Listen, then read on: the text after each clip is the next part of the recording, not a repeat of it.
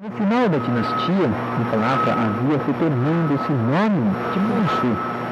Uma segunda hipótese defende que, apesar de haver incorporado elementos do vestiário manchu, o chipao surgiu uns 2.000 anos antes, entre a dinastia Zhou ocidental e o período imediatamente anterior à dinastia Qin. A terceira teoria diz que, na verdade, a roupa é fruto da combinação de estilos do Oriente e do Ocidente, já na época da República, o que, de certo modo, endossa a versão de que Xangai seja o seu berço. Todas essas suposições são debatidas nos meios acadêmicos e constam em títulos da bibliografia especializada. É bem improvável, porém, que algum martelo seja batido em favor de um ou outro argumento.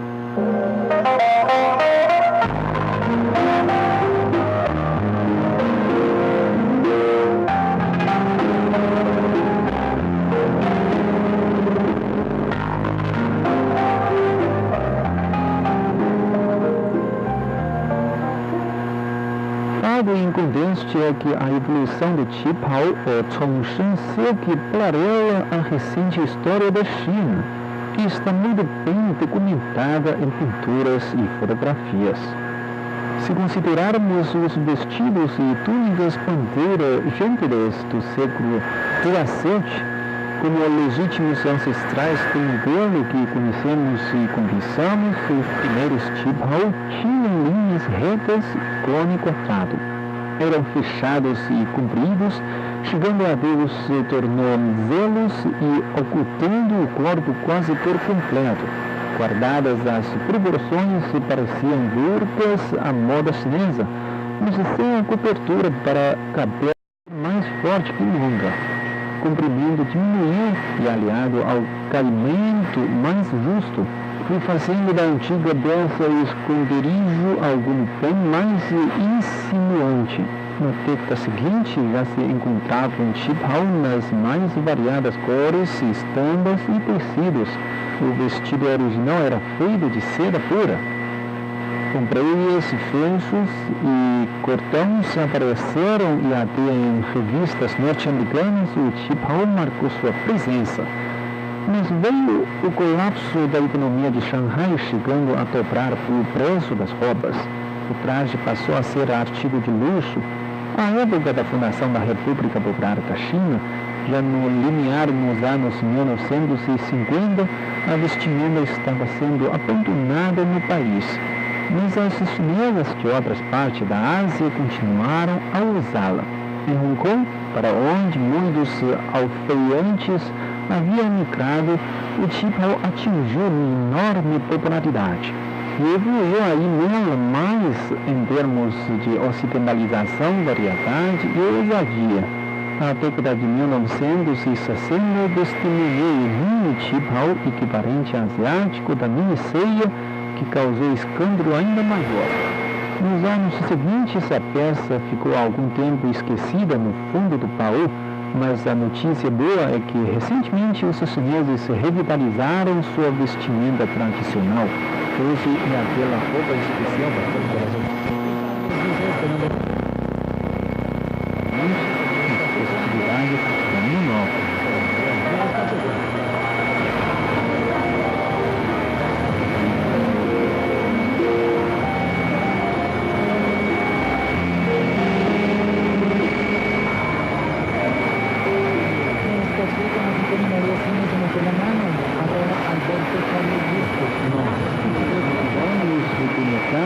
Com suas estratégias mirabolantes e propósitos incontáveis, conseguem muitas vezes se impor e transformar em defensores civis atrás desta estação.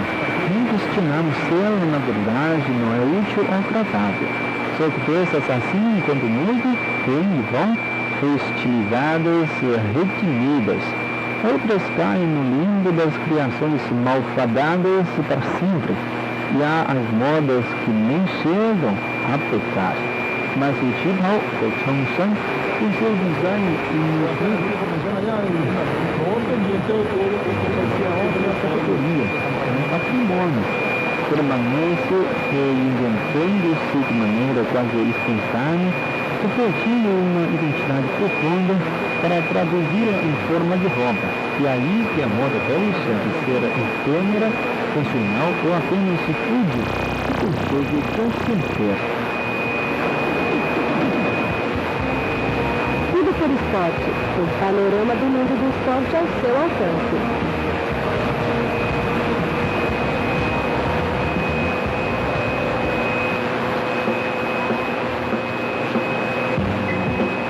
Caro ouvinte, seja muito bem-vindo a mais uma edição do programa Tudo por Esporte. Eu sou Luiz. Como você sabe, a cidade de Beijing vai sediar as Olimpíadas de Inverno em 2022 e o governo chinês dá muita atenção ao desenvolvimento do esporte de inverno. Hoje vamos ouvir uma reportagem sobre o desenvolvimento do esporte de inverno na região autônoma Uigur de Xinjiang, no oeste da China. Agora vamos ouvir a reportagem.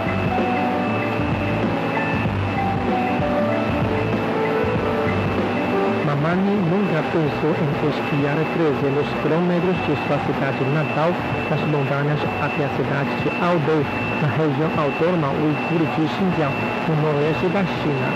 Mas o pastor de 30 anos, juntamente com 8 companheiros de equipe, concluiu uma jornada de 11 dias esquiando através das montanhas Aodou, usando snowboards antigos e velhos. Esperamos que mais e mais pessoas possam aprender sobre esses antigos snowboards de velhos e participarem de esportes de inverno durante nossa jornada, diz ele. Os snowboards de velhos feitos de madeira de pinho e couro de cavalo têm uma história que remonta a mais de 13.000 anos. Em 2005, uma antiga pintura registra que retratava pessoas dançando com esquis datando de 12.000 anos, foi encontrada na prefeitura de Aodou. Esta descoberta forneceu evidências sólidas de longa tradição da região e da cultura do esqui.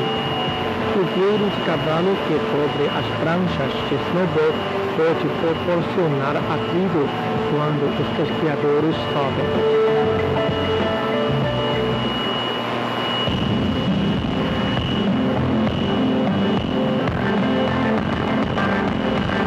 A Embaixada da China no Brasil e o Grupo de Mídia da China lançarão um concurso A China nas Minhas Lentes para celebrar o 70º aniversário da República Popular da China e o 45º aniversário das relações diplomáticas entre a China e o Brasil.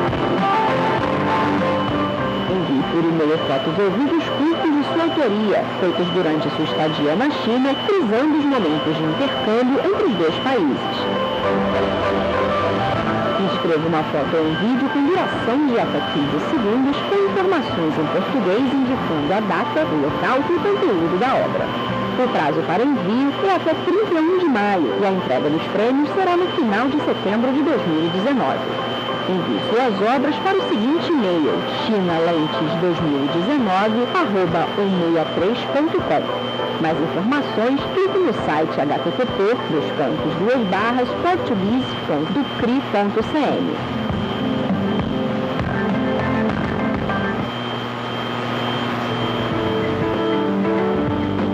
Os primeiros snowboards de Mamani foi feito por seu pai quando ele tinha 8 anos de idade, mas estes não eram verdadeiros snowboards de pés. Sem cavalo, seu pai amarrou algumas cordas nas pranchas de snowboard para aumentar o atrito. Como as cordas não eram tão boas quanto o couro para fornecer atrito suficiente, ele sempre falhava em escalar até o topo das montanhas usando esses snowboards, disse Mamani. Seu pai o fez tomar snowboards reais um ano depois e ensinou o jovem Mamani a esquiar com eles. Esses foram meus brinquedos favoritos da minha infância, disse ele. Os snowboards de Pérez nascem para as montanhas, acrescentou ele, com o granizo de couro dando frição para ajudá-los a escalar montanhas, ao mesmo tempo ajudando a deslizar suavemente pela montanha.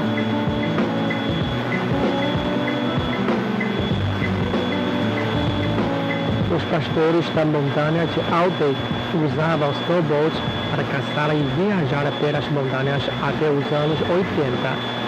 Mamani, que nasceu em 1989, considera o esqui com eles como uma espécie de esporte radical.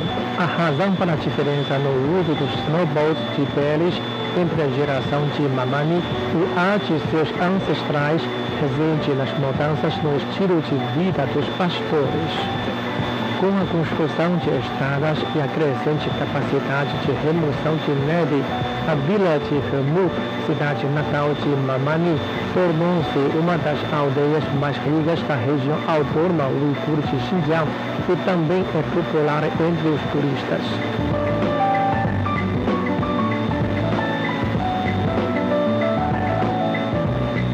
Mamani não é um pastor tradicional. Ele raramente alimenta seu gado, mas contrata outros pastores para cuidar deles. Ele passa a maior parte do tempo fazendo turismo, abrindo uma casa de família, um restaurante e alugando cavalos e outros utensílios para os turistas. A família de Mamani ganhou cerca de 150 mil wons no ano passado, dos quais a receita do turismo representou 86%. Mamani agora passa mais tempo esquiando do que pastoreando. Desde 2008, ele faz um par de snowboards de peles todos os anos para participar de competições de esqui. Ele fez um par de pequenas pranchas de snowboard para sua filha mais velha e ensinou-a a esquiar com eles no ano passado. E ele planeja ensinar sua filha de 5 anos no ano que vem.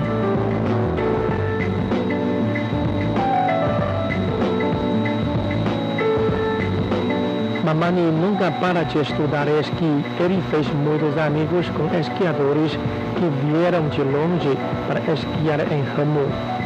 Ele ensinou a muitos deles a esquiar com os pranchas de snowboard e ensinaram-lhe as habilidades do esqui moderno.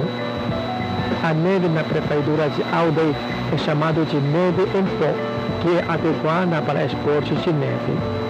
A temporada de neve em aldeia tem a duração de 179 dias e a neve ao longo das montanhas aldeia tem em média mais de 1 metro de espessura.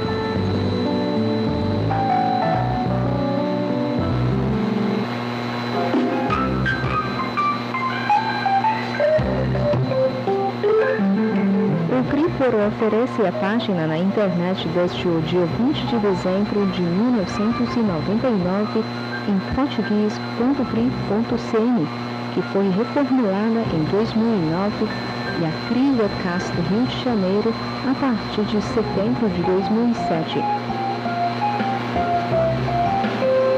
O conteúdo online está dividido em várias seções: notícias, temas atuais, cultura, economia, entretenimento, música, esporte, blog, rádio online, bem como uma sessão de vídeo.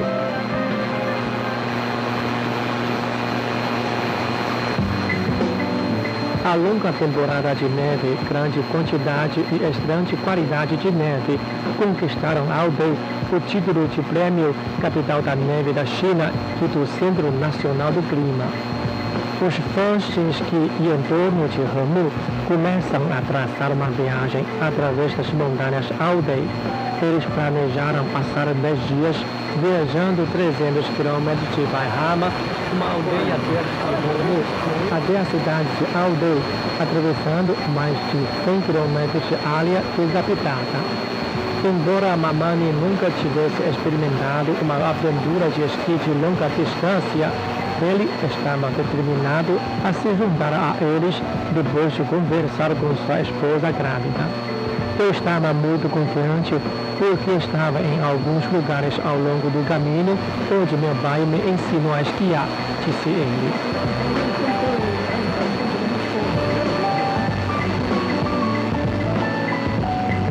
A equipe de 9 pastores começou a jornada, desconfiada dos perigos da neve e se perdendo. No quarto dia da viagem, eles escalaram uma das montanhas mais íngremes ao longo da rota. cada uma arrastando 40 quilos de suprimentos. Zigue-zagueando pelas montanhas por 20 quilômetros, eles viajaram mais de 44 quilômetros em um dia inteiro, incluindo 3 horas de viagem depois de escurecer. No sexto dia, a equipe chegou em um dos vales mais perigosos, onde se depararam com pegadas de lobos e outros animais selvagens.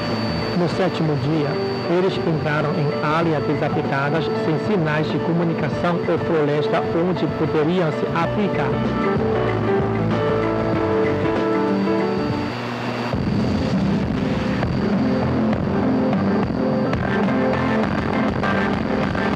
A Embaixada da China no Brasil e o Grupo de Mídia da China lançarão um concurso A China nas Minhas Lentes para celebrar o 70º aniversário da República Popular da China e o 45º aniversário das relações diplomáticas entre a China e o Brasil. Envie por e-mail fotos ou vídeos curtos de sua autoria, feitos durante sua estadia na China, frisando os momentos de intercâmbio entre os dois países. Escreva uma foto ou um vídeo com duração de até 15 segundos com informações em português indicando a data, o local e o conteúdo da obra. O prazo para envio é até 31 de maio e a entrega dos prêmios será no final de setembro de 2019. Envie suas obras para o seguinte e-mail: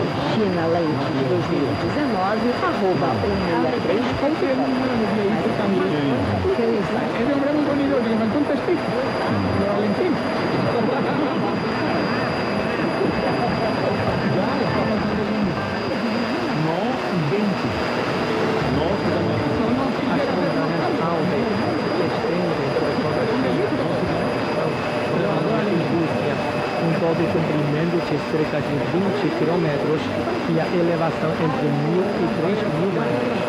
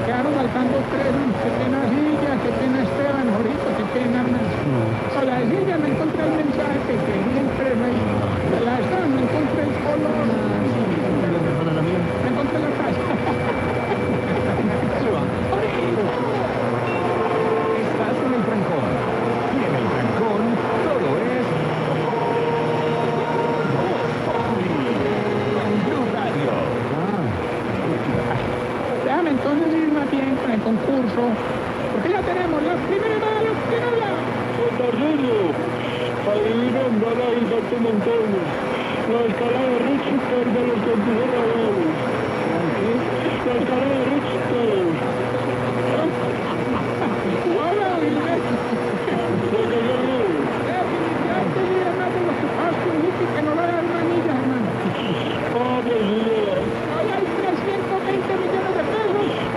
Ya ves, Gibraltar, la caridad. No, hermano, sincero, escatológico, ordinario. ¿Qué hizo el tío corriendo para el baño y no alcanzó?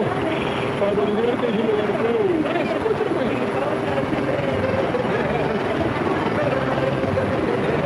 Don Gilberto, 320 millones y nos dice que hizo la caridad.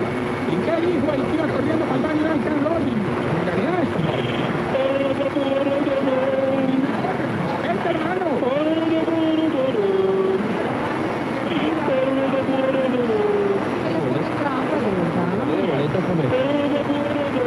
Venga, que se la mandan. Bueno, les recuerdo nuestras redes sociales, @Tarcillo y esta bella pregunta. Mi querido Pedro, ¿por qué era que ustedes, los viejitos por WhatsApp, solo mandan oraciones y frases con la imagen de Piolino? Cambia la pregunta.